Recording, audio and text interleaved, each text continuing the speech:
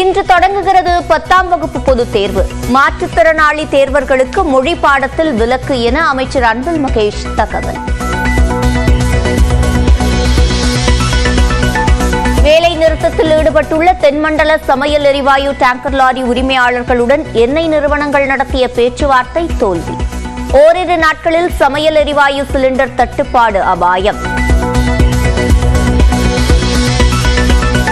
சென்னை, சேலம், ஈரோடு, கரூர், திருச்சி, திருத்தணி உள்ளிட்ட 8 இடங்களில் சதமடித்த வெயில். அதிகபட்சமாக வேலூரில் 104 டிகிரி ஃபாரன்ஹீட் வெப்பம் பதிவு. இன்றும் பல இடங்களில் வெயில் சுட்டெரிக்கும் என வானிலை மையம் தகவல்.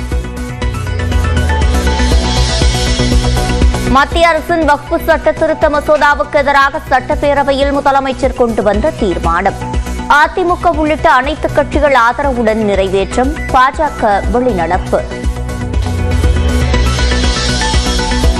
சிம்பனி இசையை உருவாக்கியதற்காக தமிழ்நாடு அரசு சார்பில் பாராட்டு விழா. இளையராஜாவின் பிறந்த நாளான ஜூன் 2 விழா நடத்தப்படும் என பேரவையில் அறிவித்த முதலமைச்சர். ஜூன் 2ஆம் தேதி அவருடைய பிறந்த நாள். சிம்பனி நிகழ்ச்சியை லண்டனில் நடத்தி அதை வெற்றிகரமாக நடத்தி முடித்திருக்க அதற்கு பாராட்டு விழாவை தமிழக அரசே நடத்த இருக்கிறது என்பதை நான் தெரிவித்துக்கிறேன். ஓ பன்னீர்செல்வம் பிரிந்ததுதான் என எடப்பாடி பழனிசாமி திட்டவட்டம். பொதுச் செயலாளர் பதவியிலிருந்து இபிஎஸ் தானாக விலகாவிட்டால் அவமரியாதையை சந்திக்க நேரிடும் என ஓபிஎஸ் பதில். அவராகவே பொதுச் செயலாளர் விலகிக் கொள்வதுதான் அவருக்கு மரியாதையாக இருக்கும். இல்லை என்றால் அவரோட அவமரியாதை சந்திப்பார். எடப்பாடி பழனிசாமியை தொடர்ந்து டெல்லியில் உள்துறை அமைச்சர் அமித்ஷாவுடன் அண்ணாமலை இன்று சந்திப்பு. தமிழக அரசியல் நிலவரம் மற்றும் கூட்டணி குறித்து பேச வாய்ப்பு. தவேகாவின் முதல் பொதுக்குழு கூட்டம் சென்னை திருவான்மியூரில் இன்று நடைபெறுகிறது.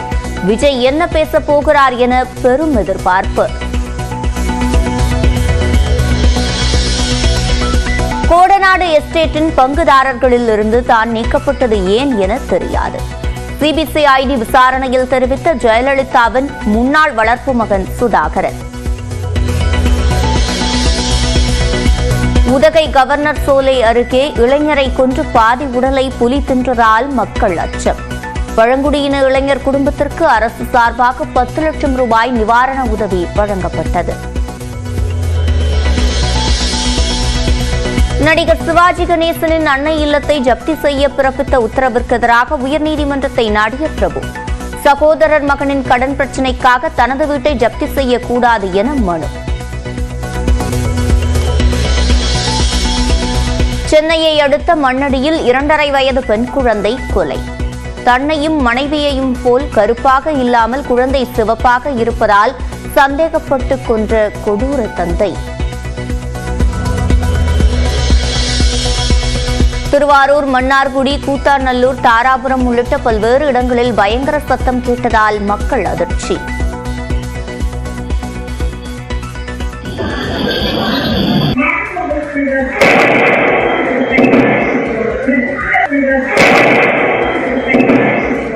ஒலியை விட வேகமாக செல்லும் போர் விமான ஒத்திகையால் எழுந்த சத்தமே காரணம் என திருவாரூர் ஆட்சியர் மோகனச்சந்திரன் விளக்கம். மதுரை மாவட்டம் முஸ்லிம்பட்டி அருகே மது குடிக்கும் போது ஏற்பட்ட தகராறில் காவலர் அடித்துக் கொலை. போலீசுக்கே பாதுகாப்பு இல்லாத சூழல் தமிழ்நாட்டில் இருப்பதாக அதிமுக பொதுச் செயலாளர் எடப்பாடி பழனிசாமி கண்டனம். ஆன்லைன் விளையாட்டுகள் மற்றும் சில சூதாட்டங்களுக்கு தடை விதிக்க மாநில அரசுகளே சட்டம் இயற்றலாம். நாடாளுமன்றத்தில் தமிழக எம்பி தயாநிதி மாறன் எழுப்பிய கேள்விக்கு மத்திய அமைச்சர் அஸ்வினி வைஷ்ணவ் பதில். காஷ்மீரில் கத்துவா அருகே தேடுதல் வேட்டையின் போது கடும் துப்பாக்கிச் சண்டை. 3 போலீசார் வீரமரணம், 2 பயங்கரவாதிகள் சுட்டுக் கொலை. வெள்ளை மாளிகை வளாகத்திற்குள் நுழைந்த குழந்தையால் பரபரப்பு. வேலிகளுக்கு இடையே நுழைந்து வந்த குழந்தையை மீட்ட காவலர்.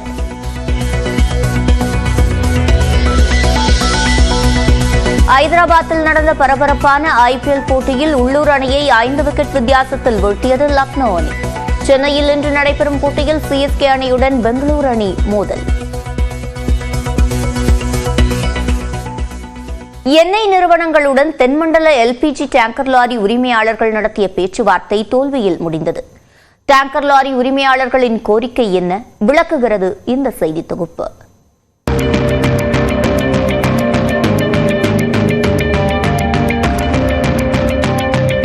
இந்தியா முழுவதும் எண்ணெய் சுத்திகரிப்பு நிலையங்களில் இருந்து சிலிண்டர்களில் கேஸ் நிரப்பும் மையங்கள் வரை எல்பிஜி எரிவாயுவை எடுத்துச் செல்லும் பணியில் 24,000 டேங்கர் லாரிகள் ஈடுபட்டுள்ளன. இதில் தமிழ்நாடு, கேரளா, ஆந்திரா, கர்நாடகம், தெலுங்கானா, புதுச்சேரி உள்ளிட்ட மாநிலங்களைச் சேர்ந்த 4,000 லாரிகள் ஈடுபட்டுள்ளன. இந்த நிலையில் இந்த லாரிகள் இயக்குவதற்காக நடப்பாண்டு முதல் வரும் 2030ஆம் ஆண்டு வரையிலான புதிய ஒப்பந்த விதிகள் அண்மையில் வெளியிடப்பட்டன. அந்த விதிகளில் 2 அச்சு லாரிகளை பயன்படுத்தக்கூடாது, 3 அச்சுக்கள் கொண்ட லாரிகள் பயன்படுத்தப்பட வேண்டும், மாற்று ஓட்டுநர்கள் இல்லாத பட்சத்தில் 20,000 ரூபாய் அபராதம் விதிக்கப்படும் என்றும் குறிப்பிடப்பட்டுள்ளது. இதற்கு எதிர்ப்பு தெரிவித்து தென்மண்டல சமையல் எரிவாயு டேங்கர் லாரி உரிமையாளர்கள் காலவரையற்ற வேலைநிறுத்தத்தில் நேற்று முதல் ஈடுபட்டுள்ளனர். இந்நிலையில் லாரி உரிமையாளர் சங்க நிர்வாகிகளுடன் மும்பையில் இருந்து வந்திருந்த இந்தியன் ஆயில், பாரத் ஹெச்பி ஆகிய எண்ணெய் நிறுவனங்களின் செயல் இயக்குனர் அதிகாரிகள் கோவையில் உள்ள தனியார் ஹோட்டலில் பேச்சுவார்த்தை நடத்தினர். இந்த பேச்சுவார்த்தையில் லாரி உரிமையாளர்கள் சங்கத்தைச் சேர்ந்த 30க்கும் மேற்பட்ட நிர்வாகிகள் பங்கேற்றனர். இந்த பேச்சுவார்த்தை 2 மணி நேரத்திற்கு மேலாக நடந்தது. பேச்சுவார்த்தையின் முடிவில் எந்த முடிவும் எட்டப்படவில்லை என்று தென்மண்டல எல்பிஜி லாரி உரிமையாளர் சங்க தலைவர் சுந்தர்ராஜன் செய்தியாளர்களிடம் தெரிவித்தார்.